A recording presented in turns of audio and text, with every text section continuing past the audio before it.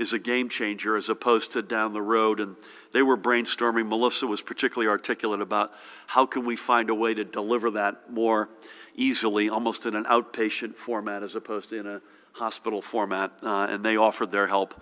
But it was a really good conversation in the context of having lost Sue so recently.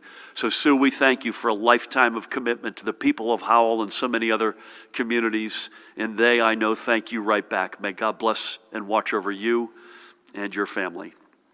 And finally today, Judy, we honor one of your own, Glenda Simmons.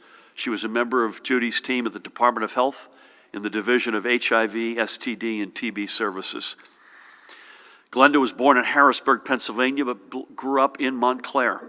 She also grew up with a love of travel and of motorcycles, and was the co-founder of the East Orange-based all-women's motorcycle club, Leather and Lace. For the past 30 years, she was a valued member of the Department of Health's team, as I mentioned, working in the Division of HIV, STD, and TB Services offices in Newark. She was a proud member of CWA and served as the shop steward, and she was the go-to person who all her colleagues knew they could always depend upon. Glenda didn't just bring life to her workplace, she was also an avid urban gardener with a green thumb that could push any plant to fulfill its potential. Glenda leaves behind her siblings, Alfreda, with whom I had the great honor of speaking on Monday, who lives in Georgia, and Tony, and countless friends. And she also leaves her Department of Health family, who I know will miss her services tremendously. Glenda had only recently turned 67 years old. So on behalf of the state of New Jersey, thank you, Glenda, for your years of caring service to your fellow residents, and may the road you travel now be free and open. God bless and watch over you.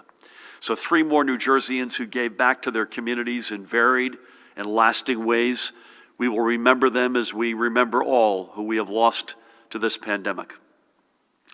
Next, and switching gears to introduce you to another of the small businesses that's been able to remain open thanks to the efforts of in this case, the New Jersey Redevelopment Authority and the innovative Small Business Lease Emergency Assistance Grant Program.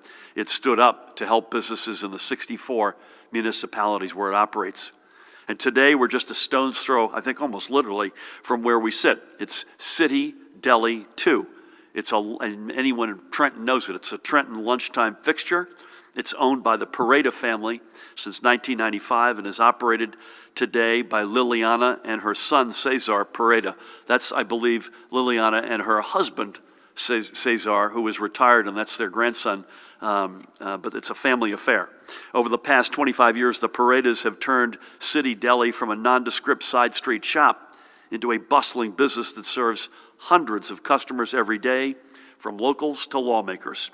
Obviously, when the pandemic hit and much of Trenton went on a remote work schedule, City Deli felt the pinch, and it too had to close its doors. Thankfully, a loyal customer alerted Liliana to the support available from the New Jersey Redevelopment Authority, and City Deli received a grant that has ensured their rent is paid so they can focus on better times ahead. I had the opportunity on Monday to catch up with young Cesar, and I know that he and Liliana, his mom, are looking forward to all of their regulars coming back soon. I wish them the very best. They truly believe in Trenton's future, as do I. Check them out. Their address, everyone please rush there right now, Pat, after this. 15 North Willow Street, right here in Trenton, right off of State Street. 15 North Willow Street. So to get us to that future, that brighter future, we need to get through the next few weeks. We need to have patience as our vaccine program awaits the doses we need to kick into higher gear. We need to maintain our social distancing. We need to keep wearing our masks. We need to keep doing all the smart things to drive down the numbers, to keep folks out of our hospitals, and ultimately to save lives. If we do this, I promise you, we will be in a much, much, much better place.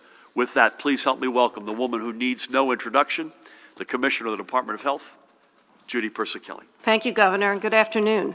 Well, as the Governor mentioned, we know that many residents are concerned about ensuring that they will receive the second dose of their vaccine. So let's go over that again. Our expectation is that at the time an individual receives their first dose, they will receive an appointment at that same location for their second dose. The department is working with sites to ensure that they are able to make this happen. Now, sites using our state registration system will notify individuals that they will receive their appointments by email. Later this week, for those individuals, we are enabling the automatic generation of appointments for patients to receive their second dose of vaccine. Again, if you received a first dose vaccination by making an appointment through the state's scheduling system at covidvaccine.nj.gov, you will receive an automatically scheduled second dose appointment this weekend. You will receive an email confirmation with the details of that second dose appointment. If you received your first dose by booking directly with the vaccine clinic and did not use the covidvaccine.nj.gov to schedule your appointment, you likely scheduled a second dose appointment when you had your first dose. If you did not receive a second dose appointment at the time of receiving your first dose, you need to contact the site where you received your first vaccine for assistance in scheduling the second dose. If you received a first dose at the Gloucester County mega site before they brought up the state scheduling system, you will be contacted directly by that site. The Gloucester County mega site has already begun contacting individuals to schedule their second dose appointment. Starting Sunday, the NJ COVID-19 Vaccination Call Center will have operators available to assist anyone in need of a second dose appointment. The call center, available at 855-568-0545, will open from 8 a.m. to 8 p.m. 7 days a week, and they will be available to assist you in making that second dose appointment. We want everyone to receive both doses of vaccine in order to have maximum protection against the virus. It is recommended that individuals get their second dose as close to the recommended date as possible. That's 21 days for the Pfizer vaccine and 28 days for Moderna. However, it's important to note that there is no known loss of efficacy of the second dose as long as someone receives that second dose within 6 weeks of receiving their first dose. So we don't want anyone to panic if it's not exactly at the 21-day or 28-day limit. We are reinforcing with all sites that they should be making second appointments when the individual receives the first dose. Again, everyone who wants to get vaccinated will be able to receive a vaccine when the supply is available. Right now, the supply is very limited. Moving on, we continue to monitor for the spread of B.1.1.7, the variant of this virus that emerged in the UK. Right now, New Jersey is reporting an additional 6 new cases, bringing the total cases of this variant in New Jersey to 8. Among the reports of this variant, 4 have occurred in Ocean County, 2 in Essex, and 2 in Morris County. Ages of those affected range from 10 years of age to 65. One individual had an international travel history. And there has been 1 death of an individual with this variant. However, that individual did have significant underlying conditions. We are working to begin reporting cases of this variant on our COVID-19 dashboard. Moving on to my daily report, as the governor shared, our hospitals reported 3,190 hospitalizations, and thankfully our hospitalizations are staying pretty steady. There are 578 individuals in critical care and 70% of them on ventilators. We are reporting 1 new case of multisystem inflammatory syndrome in children. That brings the total number to 83 cumulative cases in our state. And as I've reported, the children affected have either tested positive for COVID-19 or have had antibody tests that were positive, suggesting an exposure to COVID-19. And fortunately, in New Jersey, there are no deaths reported at this time. 2 of these children are currently hospitalized. The breakdown of the race and ethnicity of these cases are white 23%, black 24%, Hispanic 40%, Asian 7%, other 7%. The governor reviewed the new cases and deaths, and in terms of the deaths, the breakdown by race and ethnicity is as follows: white 55.5, black 16.7, Hispanic 19.1, Asian 5.1, and other 3.6. At the state veterans' homes, there are no new cases among their residents, and the psych hospitals are reporting 7 new positive cases among their staff. Positivity at the state as of January 23rd is 12.62. The northern part of the state, 12.45, central 12.72, and the southern part of the state, 12.88. So that concludes my daily report. Stay safe. It's more important than ever with the variants in our state to continue to mask up, social distance, stay home if you're sick, get tested. And remember, for each other and for us all, please take the call and download the COVID Alert NJ app. Thank you. Judy, thank you for everything, especially the color on the second dose. Can I ask you and Eddie a question on the variant? We've been saying, and when I say we, I don't mean just us, but the federal authorities have been saying now for some number of weeks that in the early, admittedly incomplete scientific data, the variant is more transmissible, but not necessarily more lethal. There was a little bit of a head fake from the Brits at the end of the week that perhaps it might be more lethal. Is it fair to say the jury is still out on that question, Eddie? You want to hit the... In a nutshell, I would say yes. The UK did analyses. Actually, they had several studies looking at the variants. And they all of 3 or 4 that they looked at showed that there appeared to be some increase in mortality, but there are weaknesses methodologically in those studies. Bias sample, not very many deaths, power calculations, and so on. So it's certainly worrisome, but I think the jury is out on that. A federal authority, who I'll leave nameless because they said, admittedly, they're still trying to study this, said they thought, and I think this is a different way of saying what you just said, that the UK data was soft. So equivalent way of saying it. Yeah, easier to understand. Which is why they probably wanted to be left nameless. Thank you both. Pat, great to have you. We had some weather.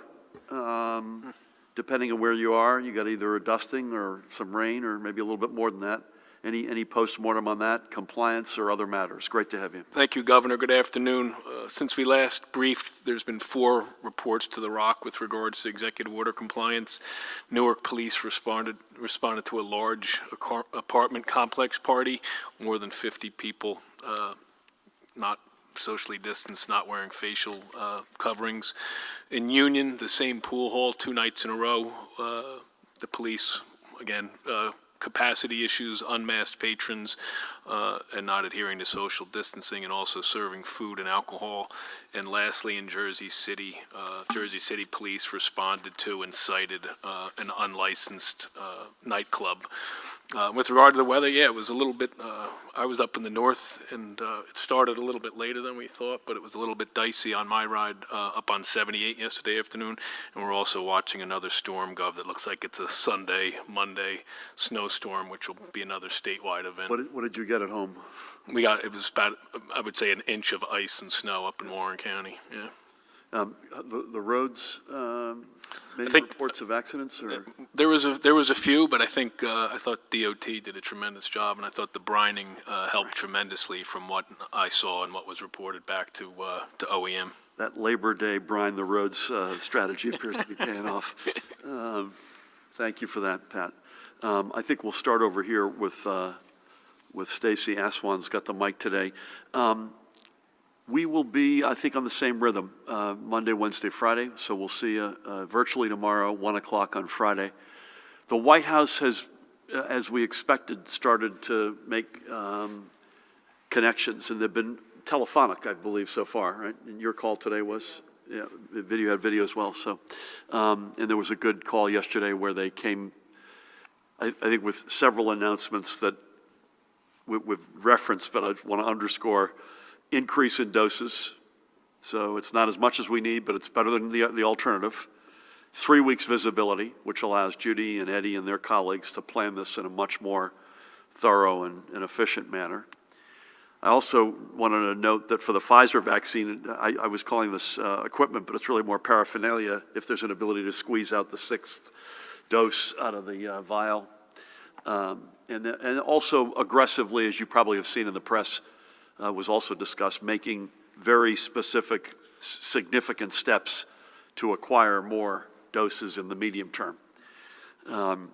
There's also a lot of noise around Johnson & Johnson right now, and I hope that'll turn out to be good noise. It sounds like they're signaling their test trial results may be as early as next week. And so they're obviously a New Jersey, not just an American, but a New Jersey icon, and we wish them the very best, but clearly another vaccine in addition to what we've got. Even though I suspect there'll be some lag between any approval they might get in scaling manufacturing, anything that comes in over the next number of months is a positive, a big positive for us. So we wish them the best as well. So with that, thank you, everybody. Stacey, let's start with you, is that all right? So I was curious, you had just mentioned the Biden administration said they were going to increase doses to states.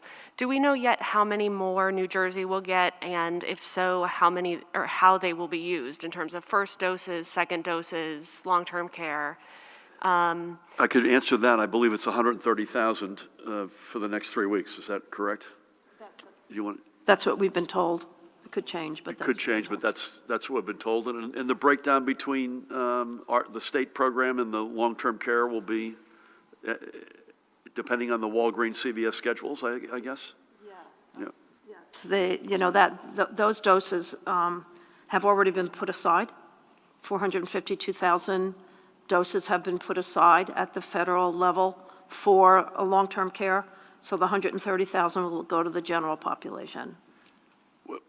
We had some folks on with Walgreens this morning. By the way, Walgreens deserves a shout out in this respect. We got to call the balls and strikes as we see them. They've just named the first African-American female CEO in their company's history, and sadly one of the very few CEOs among African-American women for any company. But our team, having said that, our team was on with them this morning. I'm going to be on, Judy, you and I will be on with them on Monday. They've made progress this week, so we got to hand it to them in that respect. But there's still, as you know, they schedule the appointment. As Judy said, they take the doses, they put them in cold chain storage, and then they dole them out on the day of the appointment. But all of that needs to happen sooner than later. Sorry. No, that's great. Thank you. So, Governor, can you give us any details or the latest update on your negotiations with the legislature regarding the legal marijuana and decriminalization bills?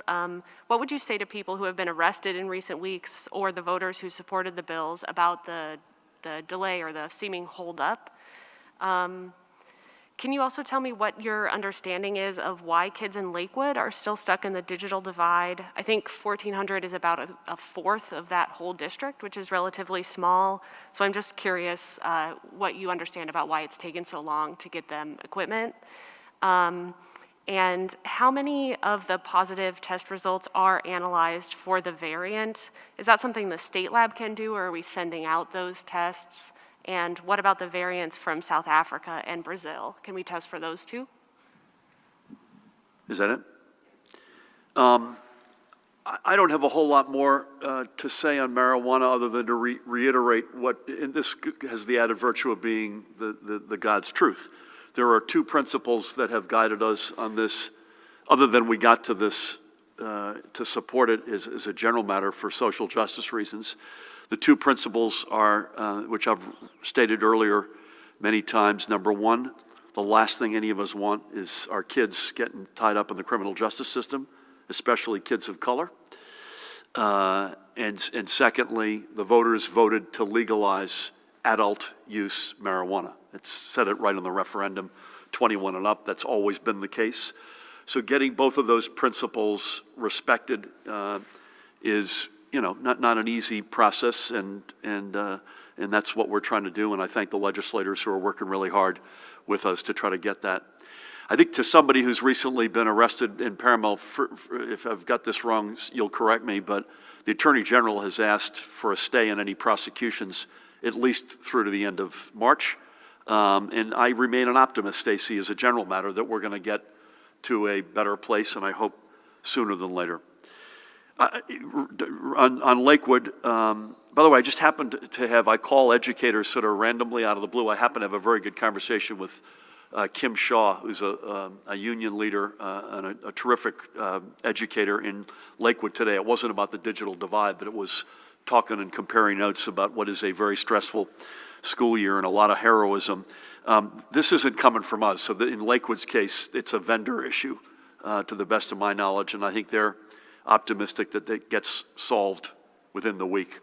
And not surprisingly, we weren't the only state or the only districts to be looking for this equipment. I think we've closed the gap as well as any American state, but it hasn't been overnight. How do you test for the variant? Where does that get done? And is there any evidence of either the Brazilian or the South African strain in New Jersey? Eddie, do you mind? Do you hit the mic there? The answer to the latter question is no, not to date. We haven't identified any. We've only had 8 of the UK strain. I guess we should stop calling it the UK strain at some point, but that's its origin. The CDC has really geared up on doing sequencing of the variants or of the virus. They have a national SARS-CoV-2 strain surveillance system called NS3. They're also partnering with national reference laboratories to gain samples on a weekly basis. Also partnering with universities that are able to do this, and as well as state laboratories, including ours. I know that they were working to become certified for that. I thought it would be up last week. I don't know what it is today, but if it's not, it should be shortly. They're also going to be sequencing any viruses where an individual got COVID-19 despite being vaccinated. And so that's an important element, too, of their surveillance system. So it's pretty complex system that they've launched at this point, and we're part of that. Great, thank you for that. Pretty clear. There's some really good stuff written in the press lately. I know David Leonhardt in the Times wrote something about the benefits of restricting travel. Now, we spent most of our time in the past almost year talking about traveling from one state to another. In this case, this is one country to another. And the benefits, as painful as that may be, particularly if you need to travel for your business or your profession, but it's pretty clear that has a lot of benefits. Thank you for that. Dave, good afternoon. Dave, I want you to note that I started over here. I was on a run of late where I've been starting to my right, and I want to... yes, and I appreciate that. I moved to the left, so... Also, one note before my questions. Every time the word brining is mentioned, you smile, so you're watching this. May it always be that way. All right. Governor, you have taken a stand that there must be equity in vaccine distribution. As you are aware, we have a story, I believe you're aware today, documenting that apparently 100 medical centers systematically offered the COVID vaccine to big donors and their families and the children in the families in December before anybody else got it. What is your reaction, Governor? Commissioner, what is your reaction on this? Is it possible that this might involve possible charges, penalties, and so forth? The sense is, from people I've spoken with, if a strong stand on this is not taken, it kind of opens up this door to this kind of monkey business that would happen in other hospitals, medical centers, et cetera. And people, frankly, are outraged about even the prospect of this taking place in New Jersey. That includes me. Okay. Second question. I believe, Governor, you're also aware that some counties have started not allowing people that don't live in that county to get a vaccine, they're claiming. Assembly Minority Leader Bramnick was ranting about this earlier today. You and the Commissioner a couple of weeks ago specifically indicated that New Jersey residents are allowed to go wherever they want in New Jersey to get vaccinated. So Are you taking a stand on this? Are you going to speak to county leaders about this apparent overstep in what they're trying to do? And third and final question, the interstate youth sports ban apparently will expire on Sunday. Is it going to be renewed or not? Thank you.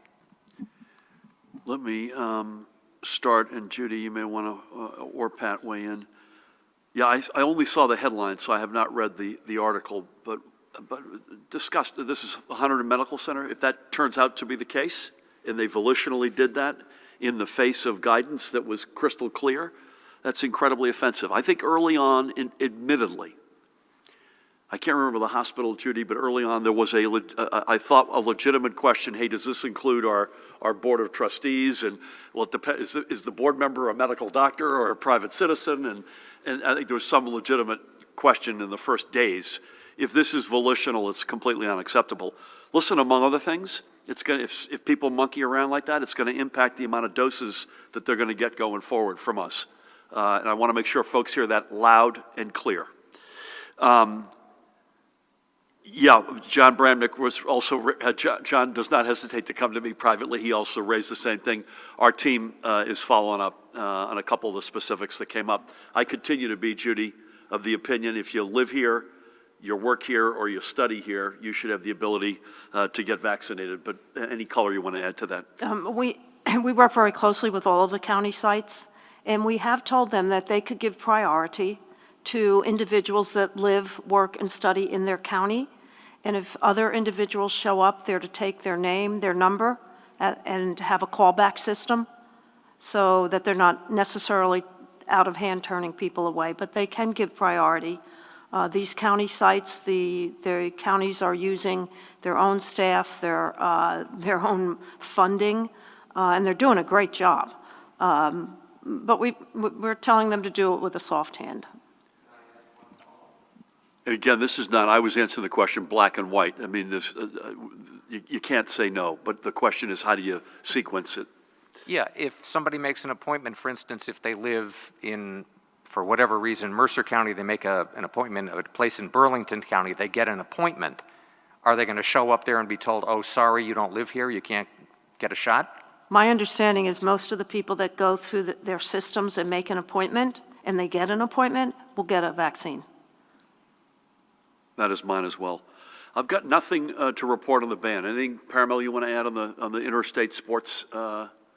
So the regional ban on interstate youth hockey expires as of January 31st, so we'll have to work with our neighboring states and see if that's something that will extend or not.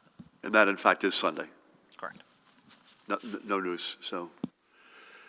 I'm leaning toward if the numbers keep getting better, we haven't made any formal decisions and we haven't had Judy's got to vet all this. I'd love to see a little bit more, attendance at these things. I'm not sure that includes traveling from one state to another.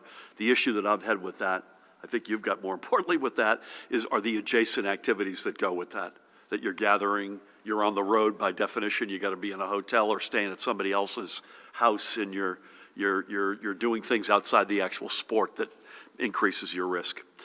Thank you for that. Hello, good afternoon. Afternoon. Governor, what is your reaction to the first-come, first-served vaccine site that opened last week in Patterson, where no appointments are necessary and people have been waiting in line for hours for limited doses? Why didn't the state create a unified vaccine registration system from the start? What steps is the state taking to make it more of a one-stop shopping system, as Commissioner Persicilli said on Monday?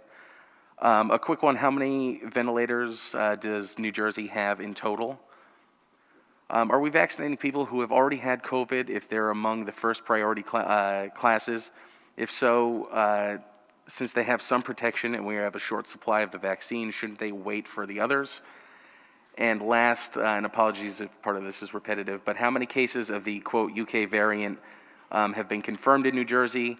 And how is the state choosing which cases to test for the variant? And is the state able to do the test for the variant here, or do the samples go to the CDC? Yeah, I'm just going to incorporate by reference the answer to the last question we've addressed. I think it's 8 cases, and Eddie addressed the CDC process, of which we're a part of. Listen, we don't want and we've worked with the Patterson team, and the mayor is a great leader, and we are very close to him and his team. We're not wild about just show up, first come, first serve. We've said from the get-go we want this to be an appointment-based system. We don't want to see the scenes that we've seen in some other states, and for the most part, that has been the case in New Jersey. Judy, you could talk about the unified system question, but remember, we're building the airplane here as we're flying it. This may be the most complex logistical undertaking other than going to war in the history of the United States. So the fact that we have 270 sites that we've got a place, we've got a call center with trained people answering it, and all of that is from scratch literally in a number of weeks. Obviously, this is a work in progress, but I'll let Judy come back in.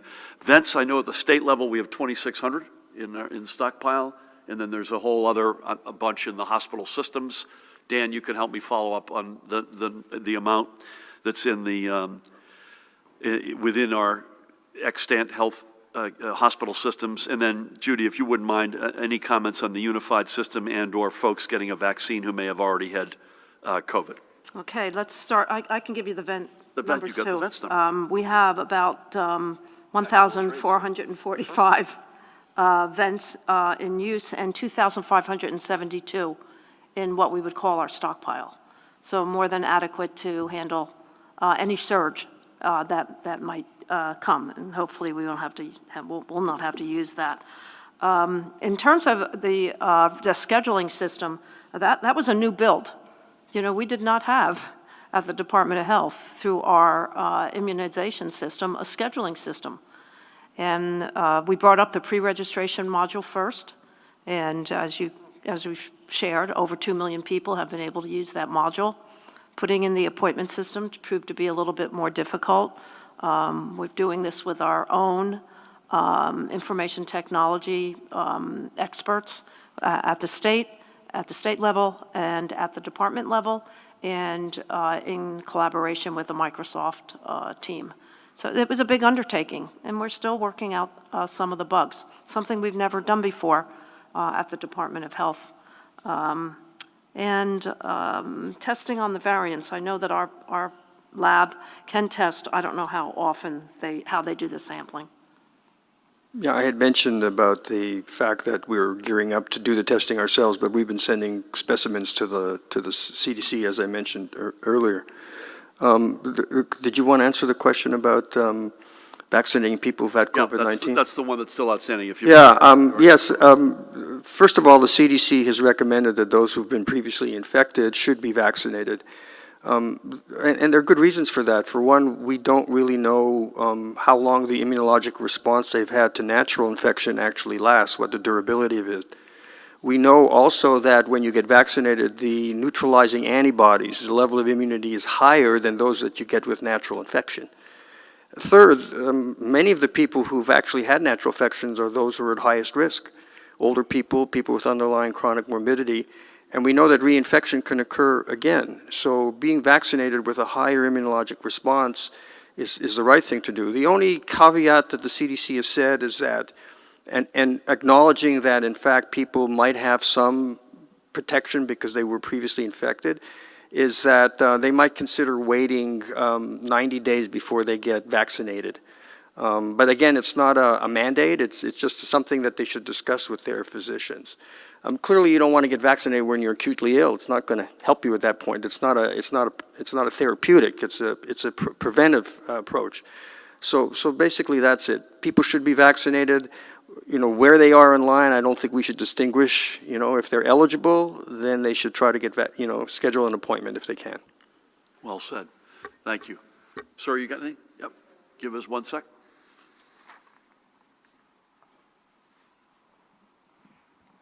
Two from News 12's Alex Dan. First, Commissioner, have you seen evidence the new cases of the COVID-19 variant were linked to community spread, or were they all connected to the international traveler? And for the Governor, will you be taking action on the marijuana decriminalization or enabling legislation soon? Why not veto the decrim bill, but sign enabling legislation to get the legal market off the ground? Why should minors face criminal penalties for alcohol possession, but no criminal penalties for marijuana? Thank you. Yeah, I've got nothing new to add on marijuana in addition to what I said earlier, so tell Alex I'm sorry to disappoint him, but that's where I am. The variant, I think you said one person was a traveler, and the rest presumably is community spread? Yeah, I wouldn't call it community spread. We don't know yet. We don't know. We're doing the Yeah. contact tracing. We don't have any specific information at this point in time about whether it's linked to spread, but it will be contact traced, case investigated and contact traced like every other case. Yeah, again, this is early on, so for Alex's benefit, and if I get something wrong here, either of the two of you will, or maybe even Pat will come in, Pat and I are in our epidemiological degree. You know, again, what do we have? We believe we've got one variant in the state. I agree with Eddie, we should probably come up with a new name. Secondly, the data, the science on it is early. Thirdly, based on what folks think so far, it's more easily transmitted, and the jury's out on whether or not it's more lethal. And lastly, we do know this, the basic stuff that we're doing works against coronavirus, whether it's variant 1, 2, 3, or 4, social distancing, mask up, wash your hands with soap and water, take yourself off the field if you've been exposed or you don't feel well, and at the right moment get tested. And on top of all that, God willing, we'll get the supply demand, we'll get the supply we need out of the feds, we'll get the supply demand back in balance, and we'll continue to vaccinate more and more of our residents. That's what we've got to play with here. Is that fair to say? Any Yeah, I'm going to give you an honorary I epidemiological get an degree. honorary. Thank you for that. Yeah, please, Pat wants to weigh in, and he's trying to get an honorary as well, apparently. Thank you for that. Matt, we'll round it out with you. Give us 1 sec here. Good afternoon. Governors, for starters, Congressman Pascrell is currently quarantining after exposure. You were with him yesterday. Are you aware that the congressman was potentially exposed, and will you be quarantining or taking any safety steps regarding that? You said this morning that teachers are, quote, on deck for eligibility for vaccines as you continue to advocate for more in-person instruction. Teachers' unions have pushed back on this, and it's reached a stalemate in some towns. How soon will teachers who currently aren't eligible be eligible, and who else will likely be included in that next expanded group? Just a couple on vaccine. Commissioners, can you repeat what you said about people who get the second dose later than 21 or 28 days?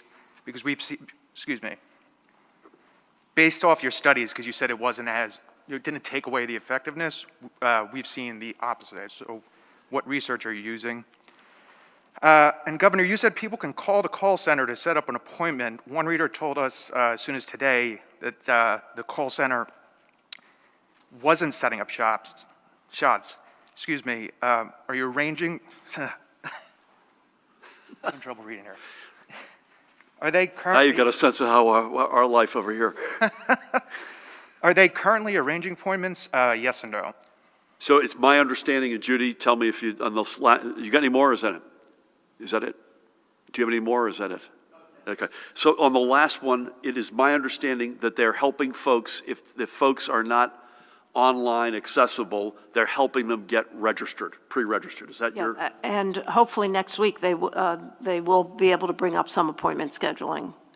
That's our But goal. for the moment, unless For the you- moment, it's to help them helping register. pre-register, right? I am aware, on Congressman Pascrell, to his credit, he called me this morning, and he told me that he had a family member who tested positive. To the best of my knowledge, he has not. I don't want to get into personal medical situations, but he was completely classy. We were with each other yesterday, but we were in a very large setting, and I don't think I tripped the 15-minute CDC, and we were both masked as well. Having said that, I will likely wait a couple of days with Judy's blessing and get a test myself. Listen, I hope educators sooner than later. That's all I can say. They rightfully are on deck. I can't give you a time frame. I had a good exchange this morning with Marie Bliston, who is the president of NJEA. As I mentioned, I spoke to one of her colleagues in Lakewood. We're on with them all the time.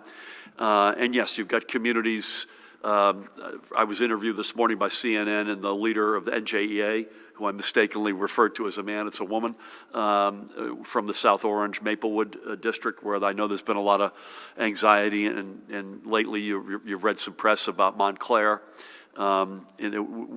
There's stress throughout this whole education process, and all I can say is we understand it, and we're going to do everything we can. We need more doses. The step the Biden administration took yesterday was a great step in the right direction. I think you'll agree with me.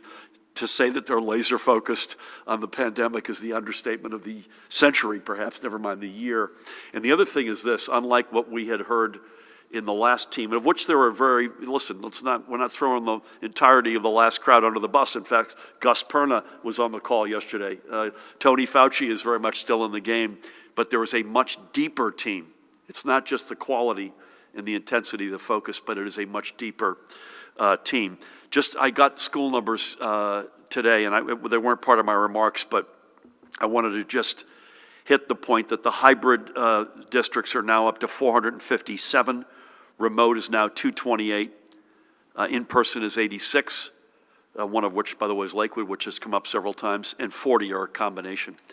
And please God, better days are ahead sooner than later. Judy, any more color you or Eddie have on that point, which was a good one? Yes, we want you to be on day 21 for one of the vaccines, day 28 for the other, but if it slips a little bit, the data suggests that the booster is still highly effective. Any color you've got on that? Yeah, right before I came here today, I was on the call with the experts from the White House, and they talked about 6 weeks from the time of your first dose. Within that window is the time you should get your second dose. So they prefer 21 and 28 days, but if it has to be stretched out, they didn't want anyone to think that it would not be effective. Did you get a sense from them as to how diminished the efficacy is, or do they think it still is in the... Yeah, they did not say Yeah, it was diminished at all. Eddie? Well, first of all, I want to point out that the clinical trials, the phase 3 trials, which had each one had at least 15,000 people who actually got the vaccine itself. They all didn't get it on exactly the day. It ranged up to about 6 weeks because people didn't necessarily come back exactly the day. So you have to understand that the clinical trial actually included those people. Secondly, the recommendation is not more than 6 weeks, but the CDC's also made the recommendation that if it's even longer than 6 weeks, don't start the series over again. And this is in line actually with what happens with pediatric vaccines where there's a series, is that there's a set regimen and interval, but if you come back after that, even if you came back months after that, get that dose, don't start over again. I don't know how much data they have on the actual efficacy, between getting it at 3 weeks or 4 weeks or 6 weeks, because I don't think there are enough numbers in there. But they know from sort of the antibody, the immunologic response, that it doesn't really change very much. And based on that, they sense that the efficacy is really not going to change that much. So, again, on behalf of Pat and myself, in a perfect world, it's 21 or 28 days. Yeah. But in the world that we're in with a supply-demand imbalance, which is as overwhelming as it is, not just here but everywhere, I think the message is it's not the end of the world if that slips, that you're still going to be relative to the baseline efficacy of these vaccines, you're still going to be highly protected. Is that a fair way to put it? Yeah. If I could make one other point, we've been talking about, when people should come back for, what's the right time to come back for the second dose, and it's 3 weeks, 4 weeks. I also want to point out the other side of that coin. There are people who are not coming back for the second dose purposely. And for the simple reason that they had some reactogenicity, sore arm and that, and they're concerned that, in fact, if they come back for the second dose, they're going to have an even bigger reaction. And the clinical trials show that you could have a bigger reaction with the second dose. And I think we all want to just urge those people, come back for the second dose. You need to come back to get the maximal efficacy out of the vaccine. So I was going to ask you, and Eddie, we get the treat to have you with us on Wednesday.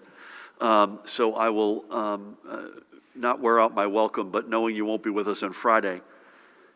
Eddie and Judy, is it fair to say that the incidence of folks having a reaction to the vaccine remains low, and based on what we know in many cases, if not most, related to some other health issue. I don't mean just a sore arm, obviously, but anything that is beyond sort of a basic reaction. Is that Yeah, fair? yeah, and we call those serious adverse events, or SAEs, and those are low. Reactogenicity, as you were, like local or headache and things, that's common with both doses, but the serious adverse events are really quite low.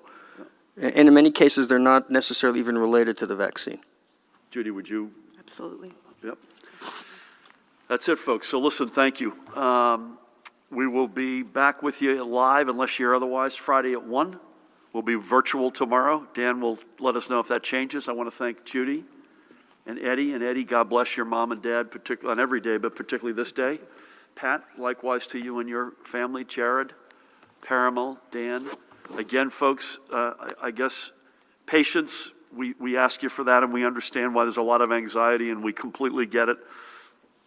Some amount of patience here. I still think not only are the numbers going up in terms of vaccine doses, we're well into the 600 and something thousands already.